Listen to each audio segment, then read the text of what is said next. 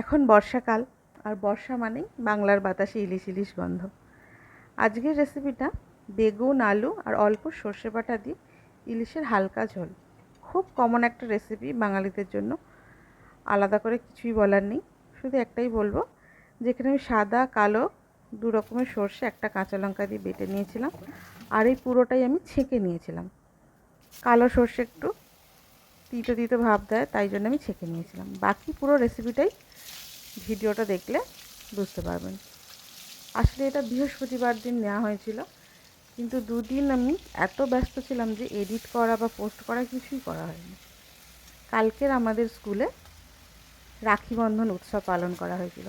ছোট ছোট বাচ্চাদের নিয়ে কালকে রাখি বন্ধন উৎসব ভীষণ সুন্দর কেটেছে, তো সেটা নিয়েই ব্যস্ততা ছিল। আপনারাও যদি সেই উৎসবের ভিডিও দেখতে চান, তাহলে আমাদের ফেসবুক পেজে, আমার যে নিজের পেজ, সেই পেজে গিয়ে দেখতে পারেন। খুব সুন্দর লাগবে, খুব ভালো লাগবে। ছোট ছোট বাচ্চাদের সঙ্গে কাটানো মুহূর্তগুলো খুব সুন্দর লাগে। যাকে আজকে তো আসলে রাখি পূর্ণিমা, কিন্তু আজকে শনিবার, আমাদের সবটাই ভেজ।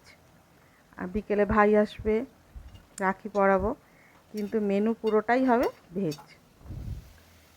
সেদিন যা হয়েছিল, এই বেগুন আলু দিয়ে সর্ষে দিয়ে মাছের হালকা ঝোল হয়েছিল, সেই সাথে ছিল উচ্ছে চচ্চড়ি আর ঝিঙে আলু ভাতে।